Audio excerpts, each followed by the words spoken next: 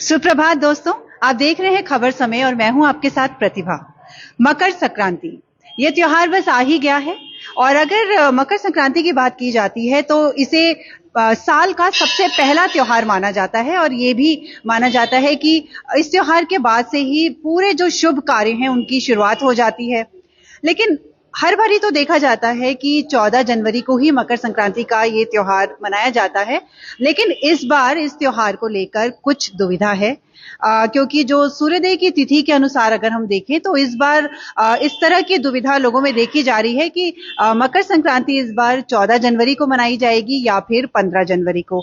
तो आपकी इसी दुविधा का हल ढूंढने और इसी पे जानकारी लेने के लिए हम आपको बता दें कि इस वक्त हम पहुंचे हैं महावीर स्थान के श्री सत्यनारायण मंदिर में और हम यहाँ से बात करेंगे। हमारे साथ मौजूद हैं पंडित प्रवीण शर्मा जी, तो उनसे हम बात करेंगे और इसके बारे में पूरी जानकारी लेंगे। प्रणाम पंडित जी। पंडित जी इस बार देखा जा रहा है मकर संक्रांति, हर साल तो इसे 14 जनवरी ही मनाते हैं, लेकिन इस बार कुछ दुविधा है। 15 तारीख की भी बात हो रही है, तो किस तारीख को मनाई जाएगी? सबसे पहले तो हम ये जानना चाहेंगे। मकर संक्रांति जो है 15 जनवरी सोमवार को मनाई जाएगी।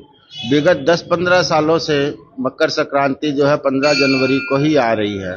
मकर संक्रांति मतलब सूर्य का राशि परिवर्तन, मतलब 14 दिसंबर से 14 जनवरी के बीच में सूर्य जो है धनु राशि के अंदर रहता है, जो उसकी नीच राशि मानी जाती है। इसमें सूर्य अशुभ स्थान में बैठा रहता है, इसमें सभी मंगल कार्य बंद हो जाते हैं। विवाह शादी, घर प्रवेश, शुभ कार्य जो है ना 14 दिसंबर से 14 जनवरी तक बंद हो जाते हैं। मतलब सूर्य एक राशि परिवर्तन एक मास में करता है। 12 राशियां हैं तो 12 महीनों का ही एक बरस होता है। तो 14 जनवरी को रात 2:30 पर सूर्य अपनी राशि परिवर्तन कर रहा है, धनु राशि से मकर राशि में प्रवेश कर रहा है। तो जो मकर संक्रांति है वह 14 तारीख रात 2 बजे के बाद आएगी। तो उसका जो पुण्य काल होता है तो 6 घंटा पहले और 12 घंटा के बाद 18 घंटे का पुण्य काल माना जाता है। तो मतलब 14 जनवरी को रात 8 बजे से पुण्य काल शुरू होगा, जो 15 तारीख को सुबह 2 बजे तक चलेगा। तो इसीलिए मकर संक्रांति का जो पुण्य पर्व है वह 15 जनवरी सोमवार को ही मनाया जाएगा। मतलब हम ये माने कि ये त्योहार मनाया जाता है जब सूर्य मकर राशि में प्रवेश करते हैं और 14 तारीख की रात को 2 बजे कर रहे हैं और इसी वजह से जो सूर्योदय की तिथि के अनुसार अगर हम माने तो इस त्योहार को इस बार 15 तारीख को मनाया जाएगा। बहुत बार मतलब विगत 10-15 सालों से जो है ना मकर संक्रांति 15 जनवरी को ही आ रही है। तो इसीलिए ये मतलब तारीख का त्योहार है मकर संक्रांति और विश्वकर्मा पूजा। मकर संक्रांति 14 जनवरी, विश्वकर्मा पूजा 17 सितंबर। तो वो भी कभी कभी 18 की हो जाती है और मकर संक्रांति तो प्राय करके जो है ना अभी 15 जनवरी को ही आ रही है। पिछले साल भी हमने देखा था कि 15 जनवरी को ही मनाई गई थी। 10-15 सालों से ही जो है ना 15 जनवरी को ही आ रहे हैं। एक धारणा फिक्स है कि 14 जनवरी को मकर संक्रांति आती है, लेकिन वो अभी थोड़ी चेंज हो रही है। अब चेंज हो जाती है। अच्छा पंडित जी, जानना चाहेंगे कि इस त्योहार को पूरे देश में ही बहुत धूमधाम से मनाया जाता है क्योंकि ये साल का सबसे पहला त्योहार माना जाता है। तो जी, तो इसे इसका क्या महत्व है? नहीं, इसका बहुत अच्छा महत्व है। मतलब ये 14 जनवरी से सब कार्य, सूर्य जो होता है ना वो पावर का प्रतीक होता है। सूर्य में शक्ति होती है, जो भी सब कार्य है सूर्य की साक्षी में होते हैं। तो 14 दिसंबर को कार्य रुक जाते हैं। जब सूर्य धनु राशि में प्रवेश करता है तो सभी मांगलिक कार्य रुक जाते हैं। अशुभ स्थान में अशुभ ही फल प्राप्त होते हैं। इसीलिए जब 14 जनवरी को मकर संक्रांति में सूर्य राशि परिवर्तन करता है तो लोग खुशी से सब कार्य शुरू करते हैं कि जो भी मंगल कार्य रुके थे 1 महीने के बाद फिर से शुरू हो जाते हैं। तो यह इसका सबसे बड़ा महत्व है। इसमें विवाह शादी, घर प्रवेश, घर बनाना, नया काम चालू करना सब शुरू हो जाते हैं। 1 महीने का ब्रेक लग जाता है। तो मतलब 15 तारीख से जितने भी शुभ कार्य हैं उनकी भी शुरुआत हो जाएगी। अच्छा पंडित जी, 15 तारीख को इसे मनाया जाएगा तो उसका कोई शुभ मुहूर्त है इसको मनाए जाने का? पूरा दिन श्रेष्ठ है। सुबह से लेकर सुबह 6 बजे से लेकर दोपहर 2 बजे तक पूरा समय श्रेष्ठ है।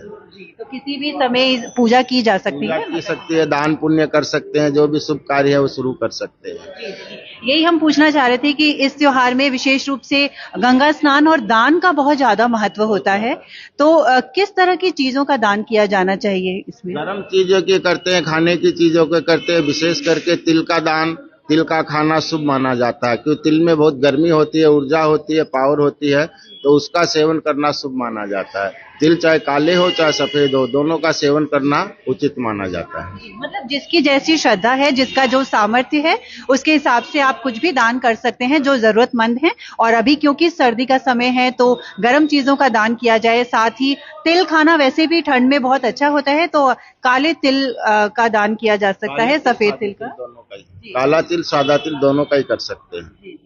अच्छा पंडित जी, एक चीज और हम ये सुनते हैं कि कोई भी चीज का दान करें तो वो 14 की संख्या में होनी चाहिए, तो कुछ ऐसा है दान करने के लिए? 14 की संख्या है कि एक साल 12 महीने का होता है, तो हर संक्रांति का मतलब हर महीने की एक संक्रांति आती है, तो 12 महीने की 12 संक्रांति हो जाती है। और एक आ जाती है इसमें अधिक मास, अभी सावन 2 गए थे तो 13 संक्रांति, और एक जो कर रहे हैं उसकी ये 14 की संख्या उसी के लिए ली गई है। इसमें एक अधिक मास जोड़ के एक बरस को 14 बार गिना जाता है, इसीलिए 14 वस्तु का महत्व है। 14 वस्तु का महत्व इसीलिए है और 14 चीजों का दान किया जाता है जिसका विशेष लाभ मिलता है। हर महीने की एक संक्रांति की काउंटिंग हो जाती है, इस वजह से ही होता है 14 हो जाते हैं। जी। अच्छा पंडित जी, अभी माना जाता है कि इस दिन गंगा स्नान का भी बहुत ज्यादा महत्व होता है, तो गंगा स्नान तो हर कोई नहीं कर पाता है, तो इसके क्या कोई दूसरा तरीका है कि घर में, क्योंकि हमने सुना है कुछ काला तिल डाल के या फिर इस तरीके से भी कुछ किया जा सकता है? गंगा सबसे पवित्र जल है, गंगा का जल जो पवित्र जल है सबके घर में रखते हैं। हर पूजा पाठ में हम लोग जो जल पात्र होता है उसमें कुछ बूंदे गंगा जल की डालने से उसमें गंगा जल के समान हो जाती हैं। अगर गंगा नदी में स्नान नहीं कर सके या गंगा के पास नहीं जा सके तो घर में जो गंगा जल हो उसको आप जल में मिला के भी स्नान कर सकते हैं, उसका भी गंगा जल के स्नान के समान ही पुण्य प्राप्त होता है। तो मतलब स्नान करने का जो भी आपका जल है उसमें अगर आप थोड़ा गंगा जल मिला लेते हैं तो आपको गंगा स्नान का पुण्य मिल जाता है। तो ये 15 तारीख यानी कि कल ये मनाया जाने वाला है संक्रांति, इसके लिए हमारे दर्शकों को कुछ बताना चाहेंगे? कि इसको जो है ना, एक तो उत्तरायणी भी कहते हैं। सूर्य की 2 दिशा होती है, सूरज हमेशा पूरब में उगता है, पश्चिम में अस्त होता है। तो जब पूरब में उगता है तो सूर्य जो है ना सीधा नहीं चलता, पश्चिम की तरफ टेढ़ा होके चलता है। तो 15 जनवरी से सूर्य जो है उत्तरायण होके चलेगा, सूर्य पूरब में उगेगा और उत्तर की तरफ बढ़ते हुए पश्चिम में जाके अस्त होगा।